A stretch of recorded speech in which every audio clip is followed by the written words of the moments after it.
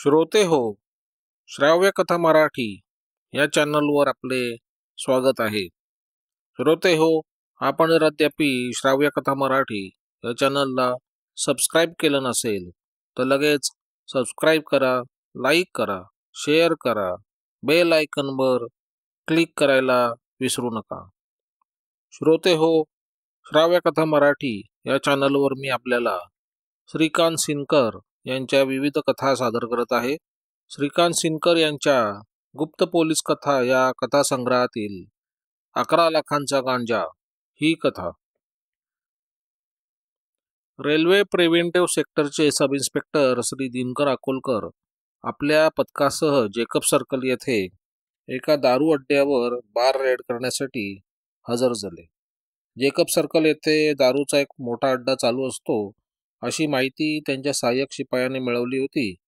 या माहितीमुळेच अकोलकर जेकब सर्कलला आले होते. बार रेडची सारी सिद्धता अकोलकरांनी अगोदरच केल्यामुळे तिथल्या गुप्त अड्ड्यावर धडक देण्यास त्यांना फारसा वेळ लागला नाही. अकोलकर आपल्या पथकासह जेव्हा या अड्ड्यात शिरले तेव्हा अचानक आलेल्या या पोलीस पार्टीस पाहून तेथे तारांबळ उडाली. जो तो पळून जाण्याचा प्रयत्न करू लागला, परंतु हा प्रयत्न अर्थातच निरर्थक होता. या खोलीला एकच दार असल्यामुळे दारू पीत बसल्यांपैकी कोणी बाहेर निसटू शकले नाही. पोलीस पार्टी जेव्हा या अड्ड्यात शिरली तेव्हा दारू पिणाऱ्यांपैकी ज्यांना चढली होती त्यांची नशा क्षणार्धात उतरून ते व्यवस्थित ताळ्यावर आले होते. पोलीस पार्टीस पाहताच काही जणांनी आपले दारूचे ग्लास घाईघाईने खाली ओतले होते आणि ते भयभीत नजरेने अकोलकरांकडे बघत होते. परंतु या सर्व मंडळींमध्ये एकच इसम असा होता की तो शांतपणे आपल्या पुढ्यातील ग्लास रिकामा करीत होता. या इसमाचे नाव होते महिपाल. हा महिपाल डंकन रोड येथे हमाली करायचा. आपण इथे असतानाही महिपाल दारू पितो आहे हे पाहून अकोलकरांना आश्चर्य वाटले आणि ते महिपालच्या जवळ येऊन उभे राहिले. तसा तो शांतपणे म्हणाला, साहेब, तुम्ही आता आम्हाला नेऊन बंद करणारच आहात आणि दारू प्यायला तर 4 आमच्यावर मारणारच आहात. मग आम्ही नवटाक घेतली काय आणि बाटली मारली काय? आमच्यावर 4 तोच राहणार आहे. मग पुढ्यातली आहे ती तरी का सोडा. महिपालाचं बोलणं ऐकून अकोलकरांना त्याही स्थितीत हसू आल्याखेरीज राहिलं नाही. तरी त्यांनी महिपालच्या पुढ्यातील बाटली उचलली आणि लगेच त्यांनी पंचनाम्याला सुरुवातही केली.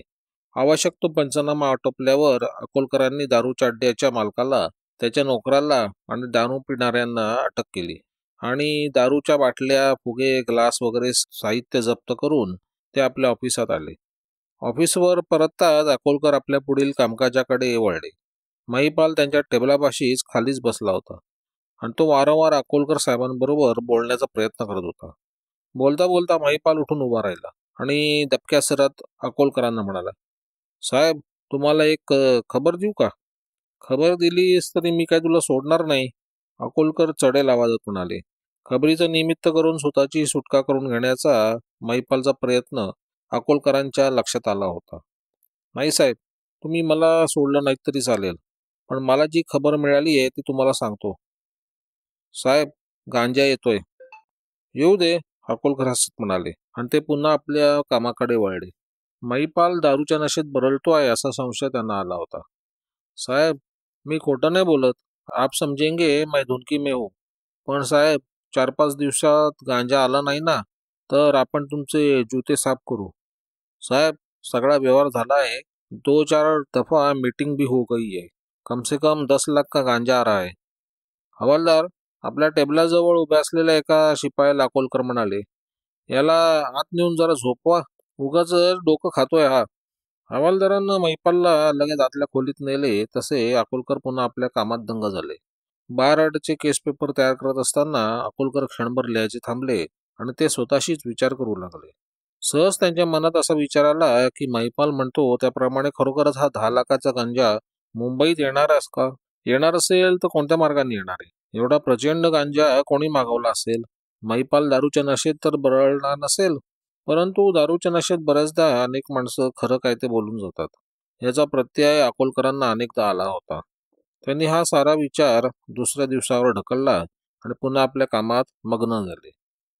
दुसऱ्या दिवशी सकाळी अकोलकरांनी महिपालला आपल्यासमोर उभं केलं आणि ते त्याच्याकडून अधिक माहिती काढू लागले. एव्हाना महिपाल पूर्णपणे माणसात आला होता. त्याने अकोलकरांना गांजासंबंधी त्याला माहीत असलेली माहिती सांगितली खरी, परंतु गांजा कोण आणणार आहे, कुठून आणणार आहे, कसा आणणार आहे यासंबंधी तो काही फारसं सांगू शकला नाही. मात्र आपण या व्यवहारातला एक माणूस दाखवू, असं त्यानं अकोलकरांना सांगितलं. त्याप्रमाणे त्याच दिवशी संध्याकाळी महिपाल अकोलकरांना बरोबर घेऊन कामाठीपुऱ्यात आला. कामाठीपुऱ्यात एका विशिष्ट ठिकाणी बराच वेळ पाळत ठेवल्यानंतर महिपालनं दुरूनच एक माणूस अकोलकरांना दाखवला आणि हा माणूस या व्यवहारात असून तो एक ड्रायव्हर आहे अशी माहिती त्यानं अकोलकरांना दिली. हा इसम नजरेत पडताच अकोलकरांनी लगेच आपल्या सहाय्यकांकरवी त्या इसमाला फॉलो वॉच ठेवला. अकोलकरांचे सहाय्यक सतत 2 दिवस या इसमाच्या मागे त्याच्या सावलीसारखे जणू होते. या काळात अकोलकरांच्या सहाय्यकाने या इसमाचे नावही शोधून काढले होते. या इसमाचं नाव होतं सोपान. या 2 दिवसात हाच सोपान चकाला स्ट्रीटवर असलेल्या कलकत्ता ट्रान्सपोर्ट कंपनीत 1-2दा गेला होता. आपला संशयित 2 वेळा ट्रान्सपोर्ट ऑफिसात गेलेला पाहून अकोलकरांचे सहाय्यक चमकलेच. ज्या अर्थी सोपान 2 वेळा ट्रान्सपोर्ट कंपनीत गेला त्या अर्थी याच ट्रान्सपोर्ट कंपनीचा ट्रक गांजा आणण्यासाठी वापरण्यात येणार नसेल ना, असा संशय अकोलकरांच्या सहाय्यकांना आला आणि त्यांनी लगेच फोनवरून अकोलकरांशी संपर्क साधला. फोनवरचं आपल्या सहाय्यकांचं बोलणं ऐकताच अकोलकर समजून चुकले की कलकत्ता ट्रान्सपोर्ट कंपनीचाच ट्रक या कामासाठी वापरण्यात येणार असावा. त्यांनी कलकत्ता ट्रान्सपोर्ट कंपनीचे जितके म्हणून ट्रक होते त्या ट्रकचे नंबर टिपून ठेवण्यास आपल्या सहाय्यकांना सांगितले. अकोलकरांच्या सूचनेप्रमाणे त्यांच्या सहाय्यकांनी ट्रान्सपोर्ट कंपनीवर अत्यंत जागरूक नजर ठेवली आणि ट्रान्सपोर्ट कंपनीच्या सर्वच्या सर्व ट्रकचे नंबर टिपून घेतले. या भानगडीत आणखी 2 दिवस गेले, परंतु सोपानची पुढची हालचाल संशयास्पद नव्हती. आपली मेहनत फुकट गेली असं अकोलकरांना वाटत होतं. परंतु त्यांच्याच ऑफिसात ठाण मांडून बसलेल्या महिपालचं मात्र एकच पालुपत होतं, ते म्हणजे साहेब गांजा येणारच. असे 2 दिवस गेल्यानंतर अकोलकरांना अचानकपणे बातमी मिळाली की सोपान एक रिकामा ट्रक घेऊन मुंबईच्या बाहेर गेला आहे. ही बातमी मिळताच अकोलकर सावध झाले आणि त्यांनी लगेच आपलं जाळं विणण्यास सुरुवात केली. कलकत्ता ट्रान्सपोर्ट कंपनीचे जे ट्रक मुंबईत नव्हते त्या ट्रकच्या नंबरची यादी त्यांनी तयार केली आणि ही यादी बरोबर देऊन त्यांनी आपल्या एका शिपायास नाशिकला पिटाळले आणि कलकत्ता ट्रान्सपोर्टचा कोणताही ट्रक नाशिककडून मुंबईकडे येताना दिसला तर ताबडतोब आपल्याला ट्रंकॉल कर अशी सूचना त्यांनी शिपायाला दिली होती. नाशिकला पोहोचलेला शिपाई मुंबई आग्रा रोडवर दबा धरून बसला होता. मुंबईकडे जाणारे सर्व ट्रक्स तो पाहू लागला. सतत 7-8 तास हेच नंबर प्लेट बघण्याचं काम चालू होतं. दुपारी 1च्या सुमारास त्या शिपायाला कलकत्ता ट्रान्सपोर्टची पाटी असलेला BMR 497 हा ट्रक वेगानं मुंबईकडे जाताना दिसला. अकोलकरांनी या शिपायांकडे जी यादी दिली होती त्या यादीत हाही क्रमांक होताच. हा ट्रक नजरेस पडताच त्या शिपायाने लगेच मुंबईला अर्जंट ट्रंक कॉल लावून अकोलकरांबरोबर संपर्क साधला आणि या ट्रकची माहिती त्यांना दिली. ही माहिती मिळताच अकोलकर पुढील तयारीस लागले आणि त्यांनी ट्रक पकडण्याची योजना आखली. आपल्या काही सहाय्यकांना त्यांनी ठाण्याला पाठवले, काहींना मुलुंड जकात नाक्यावर पाठवले तर काहींना ईस्टर्न एक्सप्रेस हायवेवर पाठवले. ते स्वतः मात्र मुलुंडला एका ठिकाणी थांबणार होते. या ठिकाणचा टेलिफोन नंबर त्यांनी आपल्या सहाय्यकांना दिला होता. ट्रक पकडण्यासाठी आवश्यक तो सापळा लावल्यावर अकोलकरांनी एक police jeep car science circle जवळील रूपम सिनेमापाशी उभी करण्याचे ठरवले आणि जीप ड्रायव्हर चव्हाण यांना सूचना दिल्या. अकोलकरांनी आपल्या सर्व सहाय्यकांना अशी सूचना दिली की जर हा ट्रक नजरेस पडला तरी तो अडवायचा नाही आणि आपली जागा सोडायची नाही. या ट्रक पाठोपाठ आणखी एखादा त्याच ट्रान्सपोर्ट कंपनीचा ट्रक येतो का तिथे लक्ष ठेवायचं. ट्रकचा पाठलाग करून ट्रक अडवण्याचं काम स्वतः अकोलकर आपल्या इतर सहाय्यकांसह करणार होते. ही सारी तयारी झाल्याबरोबर अकोलकर एक फियाट गाडीने मुलुंडला जाण्यासाठी निघाले. संध्याकाळी 7च्या सुमारास अकोलकरांना त्यांच्या सहाय्यकाचा ठाणे जकात नाक्यावरून फोन आला की आपल्याला हवा असलेला ट्रक जकात नाक्यावरून पुढे निघाला आहे आणि बॉम्बे आग्रा रोडने तो पुढे येत आहे. हा फोन येताच अकोलकरांनी आपली फियाट तयार ठेवली आणि बॉम्बे आग्रा रोडवर एका आडगल्लीत त्यांनी आपली गाडी आणून उभी केली. आता अकोलकरांचं आणि त्याच्या सहाय्यकांचं लक्ष रस्त्याकडे लागलं होतं. कोणत्याही क्षणी समोरील रस्त्यावरून त्यांना हवा असलेला ट्रक पास होणार होता. अकोलकरांना आणि त्यांच्या पार्टीला या ट्रकची वाट फार वेळ पाहावी लागली नाही. ते जेव्हा एका आडगल्लीत येऊन उभे राहिले त्यानंतर अवघ्या 5-10 मिनिटातच त्यांना हवा असलेला ट्रक वेगानं पुढे निघून गेला. हा ट्रक नजरेस पडताच अकोलकरांनी लगेच आपली गाडी सुरू केली आणि ते या ट्रकचा पाठलाग करू लागले. त्यांच्या नजरेसमोरच तो ट्रक होता. अकोलकरांनी जर त्यावेळी ठरवलं असतं तर आपल्या गाडीला बेफाम वेग देऊन त्यांनी तो ट्रक थांबवलाही असता. परंतु त्यांना असं करायचं नव्हतं. याचं मुख्य कारण म्हणजे त्या ट्रकमध्ये गांजा असेलच कशावरून? गांजा नसला तर? आणि ट्रकमध्ये जर गांजा सापडला नाही तर ट्रक अडवल्यामुळे हे स्मगलर सावध होतील आणि मुंबईत गांजा आणण्याचा बेत बदलतील अशी त्यांना खात्री वाटत होती. मुलुंडहून निघालेला ट्रक कुर्ल्याला एका पेट्रोल पंपाशी थांबला आणि या ट्रकमधून एकूण 3 जण खाली उतरली. या तिघातच सोपान हाही होता. सोपान नजरेस पडताच ट्रकमध्ये नक्कीच गांजा असावा याची अकोलकरांना पूर्ण खात्री झाली. पण एवढी खात्री होऊनही अकोलकर ट्रकजवळ गेले नाही. त्यांनी आपली गाडी बऱ्याच अंतरावर उभी केली आणि दुरूनच ते त्या ट्रकवर नजर ठेवू लागले. ट्रकमधून खाली उतरलेला सोपान तिथेच असलेल्या एका हॉटेलात शिरला आणि तो फोनवरून कोणाबरोबर तरी बोलू लागला. अकोलकर त्याच्याकडे लांबून बघत होते. सोपान फोन करतोय हे पाहून अकोलकर समजून चुकले की ट्रकमध्ये गांजा किंवा दुसरा कुठला तरी चोरटा माल असावा आणि पुढे परिस्थिती कशी आहे हे जाणून घेण्यासाठी सोपान फोन करीत असावा. साधारण अर्ध्या पाऊण तासानं ट्रक मुंबईच्या रोखानं पुढे निघाला. ट्रक सुरू होताच अकोलकरांनी पुन्हा या ट्रकचा पाठलाग सुरू केला. परंतु अचानक ट्रकने आपला वेग वाढवण्यास सुरुवात केली तसे अकोलकरांनी आपला वेग वाढवला. समोरच्या स्टेअरिंगवर त्यांनी आपले दोन्ही हात घट्टपणे ठेवले होते आणि अत्यंत कुशलतेने ते गाडी चालवत होते. बॉम्बे आग्रा रोड संपल्यावर त्या ट्रकने सायन्स स्टेशन जवळ डावीकडे वळण घेतले आणि तो ट्रक बेफाम वेगाने सायन्स सर्कल पाशी आला. या ठिकाणी येताच अकोलकरांनी आपल्या गाडीला असलेला एक विशिष्ट प्रकारचा हॉर्न जोरात वाजवण्यास सुरुवात केली. हा इशारा रूपम सिनेमाजवळ दबाव धरून बसलेल्या जीप कारला होता. हॉर्नचा एक वेगळाच आवाज ऐकता जीपमध्ये बसलेले अकोलकरांचे सहाय्यक सावध झाले आणि श्री चव्हाण यांनी अत्यंत वेगाने ट्रकचा पाठलाग सुरू केला. एक जीप आणि फियाट गाडी आपला पाठलाग करते पाहून ट्रक ड्रायव्हरने आपला वेग अधिक वाढवला आणि तो सोसाट वेगाने पुढे जाऊ लागला. रस्त्यातील इतर वाहनांना सांभाळून अकोलकरांना समोरचा ट्रक पकडायचा होता. ते आणि चव्हाण अत्यंत सावधपणे ट्रकचा पाठलाग करत होते. इतक्यात अशी एक घटना घडली की अकोलकर आणि चव्हाण क्षणभर गोंधळून गेले. ट्रक किंग सर्कलच्या रोखाने भरधाव निघाला असताना अचानक एका गल्लीतून 2 अँबॅसेडर गाड्या रस्त्यावर आल्या आणि त्या दोन्ही गाड्या ट्रकच्या मागोमाग धावू लागल्या. या दोन्ही गाड्यांचे ड्रायव्हर्स आपापली गाडी अशा तऱ्हेने चालवत होते की अकोलकर किंवा चव्हाण ट्रकला ओव्हरटेक करू शकले नसते. आपल्या मागे 2 अँबॅसेडर गाड्या आल्या आहेत हे पाहून ट्रक ड्रायव्हरने ट्रकचा वेग अधिक वाढवला. मात्र या 2 अँबॅसेडर गाड्या होत्या त्या गाड्यांनी काही आपला वेग वाढवला नव्हता. उलट या गाड्या रस्त्यातून झिगझॅग ड्रायव्हिंग करू लागल्या. त्यामुळे अकोलकर किंवा चव्हाण या दोन्ही गाड्यांना ओव्हरटेक करणे कठीण जात होते. आपल्या समोरील दोन्ही गाड्यांची अडचण पाहताच अकोलकर समजले की याही गाड्या या स्मगलरांच्याच असाव्यात. पण या प्रकारामुळे त्यांची एवढी मात्र खात्री झाली की समोरच्या ट्रकमध्ये बराच चोरटा माल असावा. एरवी ट्रक वाचवण्याचा प्रयत्न अँबॅसेडर गाड्या कशाला करतील?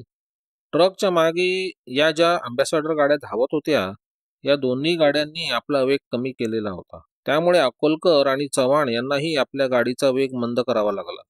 त्यामुळे ट्रक मात्र बेफाम वेगाने पुढे जात होता. पोलीस पार्टीस अधिक वेगानं ट्रकचा पाठलाग करता येऊ नये म्हणून अँबॅसेडर गाड्यांनी ही युक्ती केली होती. हा मधला अडथळा पाहून अकोलकर आणि चव्हाण गोंधळले. तरी हे दोघे या अडथळ्यातून मार्ग काढण्याचा कसोशीने प्रयत्न करत होते. चव्हाणांनी आपल्या जीपचा वेग अधिक वाढवला आणि ते मोठ्या शिकस्तीने एका अँबॅसेडर पाशी आले आणि पुढचा मागचा विचार न करता त्यांनी मोठ्या धाडसाने या अँबॅसेडरला एक धडक मारली. अँबॅसेडरला जीपने धडक मारताच अँबॅसेडर चालवणाऱ्या ड्रायव्हरचा आपल्या गाडीवरील ताबा सुटला आणि त्याने आपली गाडी दिव्याच्या खांब्यावर आदळली. गाडी खांबावर आदळली तशी अकोलकर आणि चव्हाण तिथे थांबलेच नाहीत. ते तसेच पुढे गेले आणि पुन्हा ते पुढच्या अँबॅसेडरचा अडथळा दूर करू लागले. आपली एक अँबॅसेडर दिव्याच्या खांबावर आदळलेली पाहताच दुसऱ्या अँबॅसेडर मधील मंडळी घाबरली आणि त्यांनी आपल्या गाडीला बेफाम वेग देऊन आपली गाडी ट्रकच्याही पुढे आणली. मात्र हा ट्रक ओव्हरटेक करताना या गाडीतील एक जण ट्रक ड्रायव्हरला काहीतरी ओरडून सांगितल्याचे अकोलकरांनी बघितले. ट्रकला ओव्हरटेक करून ही गाडी पुढे निघून गेली आणि कुठेही नाहीशी झाली. आता राहिला होता तो फक्त ट्रक. अकोलकर आणि चव्हाण अत्यंत वेगाने या ट्रकचा पाठलाग करत होते. हा पाठलाग चालू असताना हा ट्रक कॉटन ग्रीन स्टेशन पाशी आला. येथे येताच चव्हाणांनी जीपचा वेग वाढवीत जीप ट्रकच्या पुढे आणली आणि काही सेकंदातच ते ट्रकला ओव्हरटेक करून पुढे आले. ते जरी पुढे आले होते तरी त्यांनी जीप ट्रक समोर थांबवली नाही, कारण त्यामुळे मोठा अपघात होण्याची शक्यता होती. जीप पुढे येताच जो प्रकार अँबॅसेडर गाड्या करीत होत्या तोच प्रकार चव्हाण करू लागले आणि त्यांनीही ट्रक समोर झिगझॅग ड्रायव्हिंग सुरू केली. त्यामुळे हा ट्रक पुढे जाऊ शकत नव्हता. याही परिस्थितीत ट्रक ड्रायव्हर जीपला ओव्हरटेक करण्याचा प्रयत्न करू लागला. इतक्यात अकोलकरांनी आपली गाडी या ट्रकला जवळजवळ घासून चालवायला सुरुवात केली. त्यामुळे हा ट्रक पुरता अडकला आणि ट्रक ड्रायव्हरने जणू शरणागती पत्करली आणि आपला ट्रक जागच्या जागी थांबवला. हा ट्रक थांबवताच अकोलकरांनी आपल्या पथकाच्या साह्याने ट्रक दोन्ही बाजूंनी वेढला आणि ट्रकमध्ये बसलेल्या तिघांना ताब्यात घेतलं. या तिघांची नावं होती सोपान, रामभाऊ व निळकंठ. या तिघांनीही कसला विरोध केला नाही, किंबहुना विरोध करण्यात आता काय अर्थ नाही हेच ते समजून चुकले होते. या तिघांनीही ट्रकमध्ये गांजा असल्याची कबुली अकोलकरांजवळ दिली. ट्रक ताब्यात घेताच अकोलकरांनी सर्वात प्रथम जर काही केले असेल तर ते म्हणजे पोलीस कंट्रोल रूमला फोन केला. नजीकच्या एका हॉटेलमधून त्यांनी कंट्रोल रूमला फोन केला आणि मदतीसाठी अधिक कुमक पाठवण्याची तरतूद करण्यास कंट्रोल रूमच्या अधिकाऱ्याला सांगितले. स्मगलर कंपनीचा एखादा ट्रक पकडल्यानंतर ते आपला माल वाचवण्यासाठी मोठ्या जमावाने हल्ला करण्याचा प्रयत्न करतात, हे अकोलकरांना माहिती होतं आणि तसं काही घडेल याची त्यांना शक्यता वाटत होती. आणि नेमकं घडलंही तसंच. ट्रकला ओव्हरटेक करून गेलेली अँबॅसेडर अचानकपणे तिथे प्रकटली. ती एकच नव्हे तर या गाडीबरोबर आणखी 3 अँबॅसेडर गाड्या तिथे येऊन हजर झाल्या आणि या गाड्यातून काही गुंड मंडळी खाली उतरली होती. अकोलकरांना या संभाव्य धोक्याची जाणीव होताच त्यांनी ताबडतोब ट्रक गाठला. इतक्यात या जमावाकडून ट्रकच्या दिशेने बेफाम दगडफेक सुरू झाली. दगडफेक करून पोलीस पार्टीला इथून पळवायचं आणि ट्रक सोडवायचा असा इरादा या स्मगलर कंपनीचा होता. या दगडफेकीमुळे क्षणभर तेथील वाहतूक बंद पडली.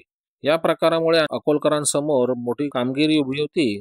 ट्रकचं रक्षण करायचं, आरोपींना सांभाळायचं आणि याबरोबर स्वतःसह आपल्या पार्टीचं रक्षण करायचं. परंतु जशी जशी दगडफेक वाढू लागली तसे अकोलकर भडकले आणि क्षणभर आपल्या मनाशी कसला विचार केला आणि चटकन आपल्या पॅन्टच्या खिशातून आपले रिव्हॉल्वर बाहेर काढून ते पुढे धावले आणि त्यांनी हवेत एक गोळी झाडली. या गोळीच्या आवाजाने दगडफेक करणारे गुंड घाबरले. अकोलकरांनी जेव्हा गोळी झाडली तेव्हा नेमकी एक वायरलेस गाडी आपल्या सायरनसह प्रचंड आवाज करीत तिथे आली. गाडी नजरेस पडताच स्मगलर कंपनी चांगलीच घाबरली आणि त्यांनी आपापल्या गाडीतून पळ काढला. मात्र या हल्ल्यामुळे अकोलकरांची पक्की खात्री झाली की ज्या अर्थी एवढा हल्ला होतो आहे त्या अर्थी ट्रकमध्ये बरंच मोठं घबाड असलं पाहिजे. त्यांनी सोपानकडे जेव्हा चौकशी केली तेव्हा त्यांना समजलं की ट्रकमध्ये असलेल्या एकूण 105 गोणीतून गांजा भरण्यात आलेला आहे आणि या गांजाची किंमत 11.5 लाखाच्या आसपास आहे. आपल्या हाती एवढा प्रचंड गांजा सापडलेला पाहताच अकोलकर खुश झाले, कारण तोपर्यंत एवढा मोठा गांजा कधीच पकडण्यात आला नव्हता. सोपानसह आणखी जे 2 इसम होते ते या सर्व प्रकारामुळे घाबरून गेले होते. सोपान मात्र थोडा बेफिकीर होता. अकोलकरांनी जागच्या जागी लगेच पंचनामा केला आणि त्या ट्रकमध्ये असलेल्या 105 गोण्या आपल्या ताब्यात घेतल्या.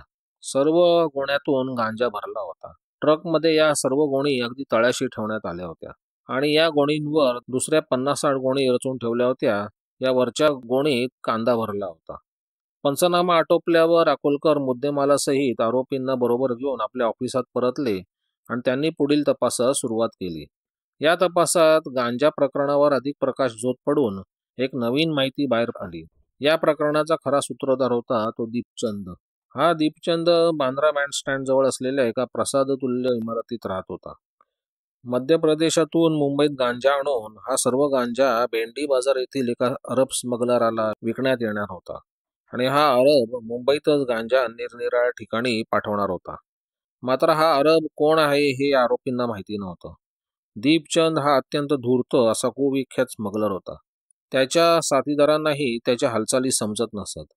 आपले साथीदारच कदाचित पोलिसात खबर देतील अशी भीती त्याला वाटत असल्यामुळे तो नेहमी दक्षता घेत असे. अकोलकरांनी जो गांजा पकडला होता तो गांजा मुंबईत आणण्यासाठी दीपचंदने बरीच दक्षता घेतली होती. सोपान मुंबईहून रिकामा ट्रक घेऊन मुंबई बाहेर गेला होता. हा ट्रक नाशिक मनमाड या दरम्यान असलेल्या निफाड गावाजवळ थांबवला होता. तिथे दुसराच एक ट्रक येऊन थांबवलेला होता. या ट्रकचे ड्रायव्हर क्लीनर कोणीतरी सरदारजी होते. त्यांच्या ट्रकमधून गांजा इथपर्यंत येऊन पोहोचला होता आणि इथून पुढे मुंबईला हा माल सोपान घेऊन जाणार होता. सरदारजीच्या ट्रकमधून सोपानच्या ट्रकमध्ये माल चढवीपर्यंत दीपचंद आपल्या साथीदारांसह तिथे होता. हा माल भरल्यानंतर तो आपल्या खासगी गाडीने अगोदर मुंबईला आला. ठाण्यापर्यंत सारं काही सुरळीत होतं. सोपानने ठाणा जकात नाक्यावर जेव्हा आपला ट्रक आणला तेव्हा तिथे तो अगोदर पोहोचला आणि ट्रकमध्ये कांदा आहे असं सांगून त्याने जकात भरला होता. ठाण्यात जकात भरेपर्यंत आपणास मुंबईत ट्रक कुठे न्यायचा याची सोपानला कल्पना नव्हती. कुर्ल्याला कुठेतरी पेट्रोल पंपवर ट्रक उभा करून आपल्याला फोन कर असे दीपचंदने सोपानला सांगितले होते. सोपानने जेव्हा कुर्ल्याहून दीपचंदला फोन केला तेव्हा ट्रक भेंडी बाजारला न्यायचा आहे असं दीपचंदनं फोनवर सांगितलं. आपला पाठलाग होतो आहे याची कल्पना सोपानला कुर्ल्यालाच आली होती. त्यामुळे शक्य तितके लवकर त्याला ट्रक सायन सर्कलच्या पुढे आणायचा होता. सायन पुढे दीपचंदच्या अँबॅसेडर गाड्या ट्रकचं संरक्षण करणार होत्या आणि ही योजना दीपचंदने अगोदरच आखली होती. चव्हाणांनी एक अँबॅसेडर डॅश केल्यानंतर दुसरी जी अँबॅसेडर ट्रकला ओव्हरटेक करून गेली होती त्या गाडीत स्वतः दीपचंद होता आणि ओव्हरटेक करताच त्याने ट्रक कॉटन ग्रीनला आण असे ओरडून सांगितले. एवढंच नव्हे तर कॉटन ग्रीनला ट्रक सोडवण्यासाठी त्यानेच आपले सहाय्यक आणले होते. या सर्व मंडळीत ट्रान्सपोर्ट कंपनीचा मॅनेजर नवनीत हाही होता. हा नवनीत स्मगलिंगच्या कामासाठी दीपचंदला ट्रक पुरवायचा. स्मगलिंगच्या एका ट्रिपचे भाडे म्हणून दीपचंदकडून नवनीतला 12 ते 15 हजार रुपये मिळायचे. हा नवनीत वाळकेश्वर येथील एका भपकेबाज फ्लॅटमध्ये राहायचा. ही माहिती समजताच अकोलकरांनी सोपानच्या हातात बेड्या ठोकल्या आणि आपल्या पथकासह ते वाळकेश्वरला पहाटे 3च्या सुमारास आले. सोपानला नवनीतचं घर माहिती होतंच, परंतु आपला ट्रक पकडल्याचे समजल्यामुळे नवनीत घाबरला होता आणि पोलीस आपल्याला पकडतील याची त्याला खात्री वाटत होती. पोलीस आपल्या घरी येतील म्हणून नवनीत याच बिल्डिंगच्या एका व्हरांड्यात झोपला होता. नवनीतच्या घरात त्याच्या नोकराखेरीज आणखी कोणी नव्हतं. त्याने आपल्या बायको मुलांना त्याच रात्री बाहेरगावी पाठवून दिलं होतं. नवनीतच्या घरून अकोलकर जेव्हा मागे परतले तेव्हा व्हरांड्यात झोपलेला नवनीत त्यांना अचानक सापडला. आपल्याला पोलिसांनी पकडलेले पाहताच नवनीत गडबडून गेला, परंतु त्याही परिस्थितीत त्याने स्वतःला सावरले आणि आपला या प्रकाराशी संबंध नाही असं तो अकोलकरांना सांगू लागला. परंतु तुझा एवढा वेल फर्निश्ड ब्लॉक असताना तू बाहेर व्हरांड्यात का झोपलास या अकोलकरांच्या प्रश्नाचं उत्तर नवनीत देऊ शकला नाही. आता राहिला होता तो दीपचंद. या दीपचंदचे घर नवनीतला माहिती होते. तोही अर्थातच फरारी होता. अकोलकरांनी आपल्या सहाय्यकांकरवी दीपचंदच्या घरावर नजर ठेवण्याची व्यवस्था केली आणि पुढे 5 दिवसांनी दीपचंदला त्याच्या राहत्या घरीच अटक केली. या दरम्यान दीपचंद मुंबईतील मोठमोठ्या हॉटेलात राहिला होता. दीपचंदला धरल्यानंतर पुढे बऱ्याच गोष्टी व्यवस्थितपणे चौकटीत बसल्या आणि गुन्ह्याचं चित्र तयार झालं. केवळ एका दारुड्याने दिलेली खबर ऐकून आपण या माहितीचा पाठपुरावा करून अकोलकर आणि त्याचे साथीदार गांजांचा एवढा प्रचंड साठा पकडण्यात यशस्वी झाले होते.